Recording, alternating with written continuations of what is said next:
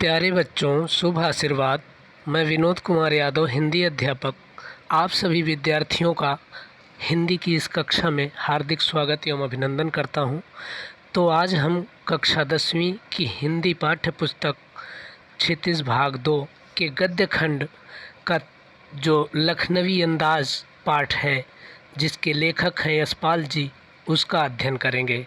तो थोड़ा सा लेखक के बारे में जान लेते हैं। यशपाल जी ने इसकी रचना की है। यशपाल हिंदी के प्रमुख कहानीकारों में से एक है। कहने का मतलब कि जो मुख्य कहानीकार हैं उनमें भी इनका नाम गिना जाता है। इनका जन्म 3 दिसंबर सन 1903 को पंजाब के फिरोजपुर छावनी में हुआ था। ये उनका एड्रेस है, ये पता है जहाँ पर उनका जन्म हुआ था, जहाँ पर पैदा हुए थे। सन 1921 में फिरोजपुर ज़िले से मैट्रिक परीक्षा में प्रथम आकर उन्होंने अपनी कुशाग्र प्रतिभा का परिचय दिया। 1921 में फिरोजपुर ज़िले से मैट्रिक का मतलब होता है 10वीं की परीक्षा में प्रथम आकर अपनी कुशाग्र प्रतिभा मतलब तेज प्रतिभा का, जो उनकी बुद्धिमत्ता है, जो उनका जिसको कहते हैं कि एक्सीलेंट, तो कुशाग्र प्रतिभा का परिचय दिया। सन 1921 में ही इन्होंने स्वदेशी आंदोलन में सहपाठी लाजपत राय के साथ जमकर भाग लिया। 1901 में ही मैट्रिक की परीक्षा पास करने के बाद जो अपने देशभक्त थे, जो नेता थे, जो देश को स्वतंत्र कराने में जिनकी भूमिका रही है, लाजपत राय जी, उनके साथ ये भाग ले लिया उन्होंने। इन्हें सरकार की ओर से प्रथम आने पर छात्रवृत्ति भी मिली। जो स्कॉलरशिप होती है वो प्रथम आने पर बच्चों को जो दी जाती है, इनको मिली थी। परंतु न केवल इन्होंने उस छात्रवृत्ति को ठुकरा दिया, बल्कि सरकारी कॉलेज में नाम लिखवाना भी मंजूर नहीं किया। मतलब छात्रवृत्ति वापस कर दी और सरकारी कॉलेज में एडमिशन लेने से भी मना कर दिया इन्होंने। शीघ्र ही यशपाल कांग्रेस से उदासीन हो गए। इन्होंने पंजाब के राष्ट्रीय नेता लाला लाजपत राय द्वारा स्थापित लाहौर के नेशनल कॉलेज में दाखिला ले लिया। लाला लाजपत राय द्वारा जो स्थापित, जिसकी स्थापना लाला लाजपत राय ने की थी लाहौर में नेशनल कॉलेज के नाम से, उसमें इन्होंने दाखिला ले लिया। यहाँ से प्रसिद्ध क्रांतिकारी भगत सिंह, सुखदेव तथा राजगुरु के संपर्क में आए। कॉलेज के विद्यार्थी जीवन में ही ये क्रांतिकारी बन गए। मतलब जब क्रांतिकारी का साथ मिला तो क्रांतिकारी बनना स्वाभाविक है। भगत सिंह द्वारा सर्जेंट सैंडर्स को गोली मारना, दिल्ली असेंबली पर बम फेंकना तथा लाहौर में बम फैक्ट्री पकड़े जाना आदि इन सभी षड्यंत्रों में उनका भी हाथ था। कहने का मतलब कि इन सब कार्यों में वो भी उनका साथ दे रहे थे, भगत सिंह का। बाद में समाजवादी प्रजातंत्र सेना के अध्यक्ष चंद्रशेखर आज़ाद के इलाहाबाद में अंग्रेज़ों की गोली का शिकार हो जाने पर ये इस सेना के कमांडर नियुक्त हुए। जब चंद्रशेखर आज़ाद को अल्फ्रेड पार्क में गोली मार दी जाती है इलाहाबाद में, जिसके वो कमांडर थे, तो उनकी जगह पर ये कमांडर नियुक्त हो गए। कौन? यशपाल जी। 23 फरवरी 1932 को अंग्रेज़ों से लड़ते हुए गिरफ्तार हो गए। 23 फरवरी 1932 को अंग्रेज़ों के खिलाफ जब लड़ाई लड़ रहे थे तो इनको गिरफ्तार कर लिया गया था। इन्हें 14 वर्ष की सज़ा हो गई। 14 वर्ष की सज़ा, जिसको चौदहिया बोलते हैं देसी भाषा में। जेल में ही इन्होंने विश्व की अनेक भाषाओं जैसे फ्रेंच, इटालियन, बंगला आदि का अध्ययन किया। जेल में ही इन्होंने अपनी प्रारंभिक कहानियाँ लिखी। इनकी जो शुरुआत हुई है कहानियों के लिखने की, वो जेल में ही हुई है। सन 1936 में जेल में ही इनका विवाह प्रकाशवती कपूर से हुआ। जेल में ही इनकी शादी भी हुई। कैसे? क्योंकि वो भी एक क्रांतिकारी सदस्य थी, वो भी जेल में थी। प्रकाशवती कपूर से हुआ। इनकी तरह वे भी क्रांतिकारी दल की सदस्य थी। उनका झुकाव मार्क्सवादी चिंतन की ओर अधिक हुआ। उनकी कहानी मकरील के द्वारा इन्हें बहुत यश मिला। यश का मतलब होता है प्रसिद्धि, ख्याति। उनकी यह कहानी भ्रमर नामक पत्रिका में प्रकाशित हुई थी। उन्होंने हिंदी साहित्य की सेवा साहित्यकार और प्रकाशक दोनों रूपों में की। 26 दिसंबर 1976 को उनकी मृत्यु हो गई। किसकी? यशपाल जी की।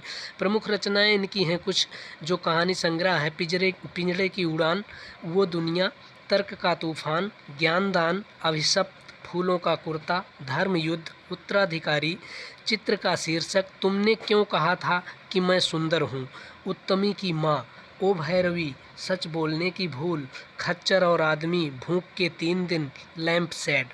ये तो कहानी संग्रह है। उपन्यास में इन्होंने लिखा है दादा कॉमरेड, देशद्रोही, दिव्या, पार्टी कॉमरेड, मनुष्य के रूप, अमिता, झूठा सच, 12 घंटे, अप्सरा का श्राप, क्यों फंसे, मेरी तेरी उसकी बात। ये क्या है? ये उपन्यास है। व्यंग लेख है एक चक्कर क्लब, संस्मरण है सिंहावलोकन। ये मार्क्सवाद, न्याय का संघर्षवाद, गांधीवाद की 100 परीक्षा, बात बात में, चीनी कम्युनिस्ट पार्टी, रामराज की कथा, लोहे की दीवार के दोनों ओर, ये विचारात्मक निबंध हैं इनके। भाषा शैली इनकी जो है उदार दृष्टिकोण की है। उर्दू, अंग्रेजी आदि भाषाओं के शब्दों में से कभी इन्होंने परहेज नहीं किया, मतलब कभी ये किसी उससे डरते नहीं थे या किसी को ये नहीं कहते थे कि इसमें हमारी रुचि नहीं है। तो संस्कृत के शब्दों से भी इनका अधिक प्रेम था, उर्दू के शब्दों से भी इन्होंने कभी परहेज नहीं किया। ये कहने का मतलब कि भाषा को अभिव्यक्त का साधन मानते थे। कहने का मतलब ये है कि कोई भी भाषा हो हमारी भावनाओं को अभिव्यक्त करने का साधन मानते थे। भाषा सरल, सहज एवं स्वाभाविक रूप में प्रयोग किया है इन्होंने। इसके अतिरिक्त उन्होंने वर्णनात्मक शैली के साथ साथ संवादात्मक शैली का भी सफल प्रयोग किया है। वर्णनात्मक का मतलब होता है डिस्क्रिप्टिव जो होता है, संवादात्मक होता है जो डायलॉग्स जिसको कहते हैं, जिसको आर्गूमेंट या फिर तर्क वितर्क जिसको कहते हैं। तो पाठ का सार एक बार आप कहानी रूप में सुन लेते हैं। लखनवी अंदाज शीर्षक कहानी एक व्यंग रचना है। क्या है? व्यंग रचना। जैसे किसी के ऊपर कमेंट किया गया, इसमें एक लखनवी अंदाज, एक अंग्रेज पुरुष जो नवाब होते हैं उनके बारे में कमेंट किया गया। इसमें लेखक ने पतनशील सामंती वर्ग पर व्यंग किया। आपसे प्रश्न पूछा जाता है कि लखनवी अंदाज पाठ में किस पर व्यंग किया गया है, तो पतनशील सामंती वर्ग पर, जो वास्तविकता से बेखबर, वास्तविकता मतलब असलियत क्या होती है उस चीज़ को नहीं पता है, एक बनावटी जीवन शैली के आदी है। मतलब दिखावटी, बनावटी, कि घर में भूंजी भांग नहीं, अम्मा चली चना भुंजाने, वो वाली कहावत है देसी, कि मतलब चाहे घर में कुछ भी ना हो लेकिन दिखावा बहुत बड़ा हो। आज के युग में भी समाज पर पलने वाली संस्कृति के लोगों को देखा जा सकता है। मतलब आज भी बहुत सारे ऐसे लोग हैं। तो लेखक को पास के स्टेशन तक ही यात्रा करनी थी। यशपाल जी जो हैं उनको थोड़ी दूर की यात्रा करनी थी, सफ़र करनी थी। यद्यपि सेकंड क्लास में पैसे अधिक लगते थे, सेकंड क्लास में पैसे अधिक लगते थे, मतलब टिकट महंगी होती थी सेकंड क्लास की।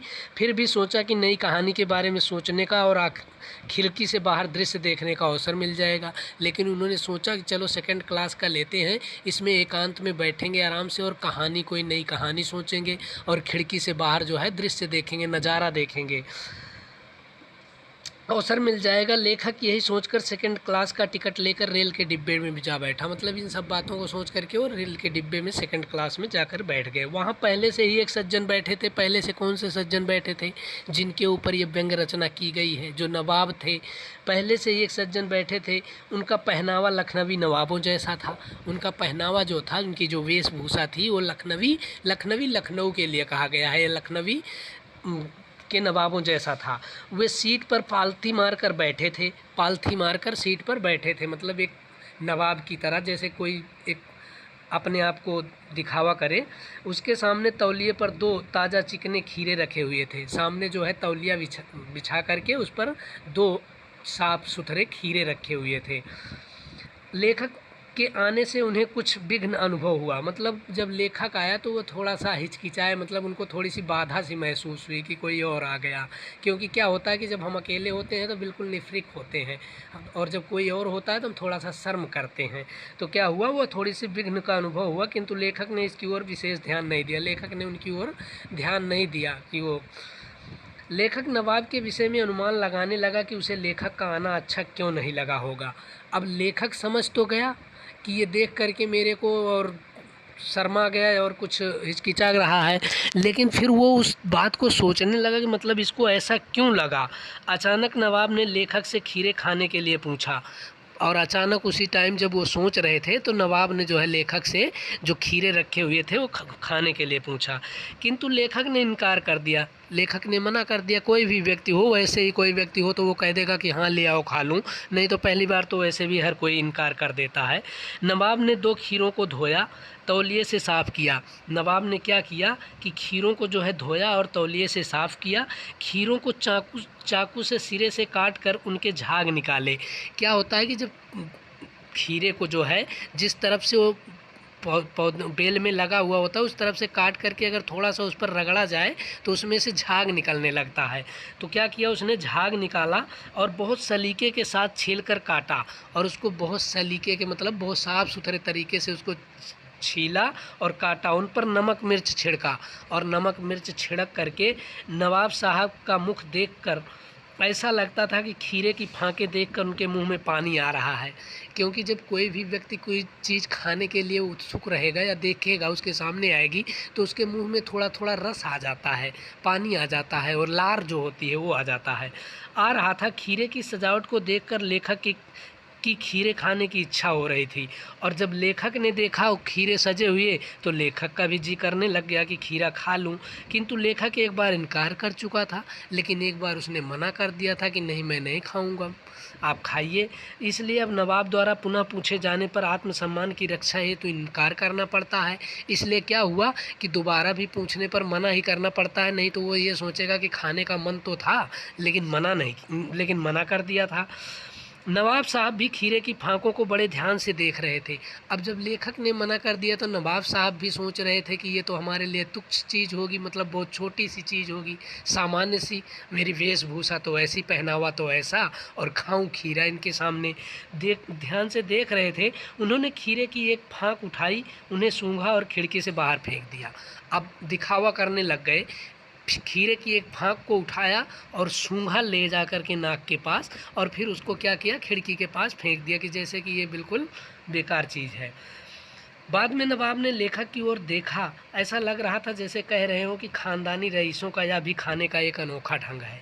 मतलब लेखक की तरफ देख देख करके ऐसा वो दिखावा कर रहे थे कि खानदानी नवाबों का ये भी एक तरीका है कि तुच्छ चीज़ खाते नहीं हैं, वो बस उसका केवल सूंघ के ही स्वाद ले लेते हैं। नवाब साहब अनोखा ढंग है। लेखक मन ही मन सोच रहा था कि खाने के इस ढंग से क्या पेट की भूख को शांत किया होगा। मतलब खाने का ये कौन सा तरीका होगा, क्या इससे शांत हो जाएगी भूख। इतने में नवाब साहब ज़ोर से डकार लेते हैं। इतने में क्या होता है, ज़ोर से डकार लेते हैं कि जैसे हमारा तो पूरा पेट ही भर गया। डकार कब आती है, जब पेट भर जाता है तब आती है डकार। अंत में नवाब साहब बोले कि खीरा खाने में बहुत अच्छा लगता है। खाए एक भी नहीं, सूंघ करके फेंका है सामने। बाद में कहते हैं कि बहुत अच्छा लगता है, किंतु अपचन होने के कारण मैदे पर भारी पड़ता है। अपचन होने के कारण, अपचन का मतलब जो आसानी से ना पच सके पेट में, मैदे पर भारी पड़ता है। मैदा पाचन शक्ति को जो है कमज़ोर कर देता है, उस पर भारी पड़ जाता है, मैदे पर भारी पड़ता है। लेखक ने सोचा कि यदि नवाब बिना खीरा खाए डकार ले सकता है तो बिना घटना, पात्र और विचार की नई कहानी क्यों नहीं लिखी जा सकती। अब लेखक भी सोचने लग गया कि अगर जब ये बिना खीरा खाए डकार ले सकता है तो मैं बिना किसी घटना, बिना पात्र और बिना किसी चरित्र के जो है मैं कहानी क्यों नहीं लिख सकता। कहानी का भी निर्माण किया जा सकता है, लिखी जा सकती है। तो पाठ की जो कहानी थी, जो सार था इसका, जो प्रतिपाद्य था इसका, जो मूल भाव था, वो यही था। बाकी आप किताब से पाठ को पढ़ेंगे, अच्छे से समझने की कोशिश करेंगे। अगर कहीं पर किसी तरह की कोई समस्या आती है तो कमेंट करें। धन्यवाद।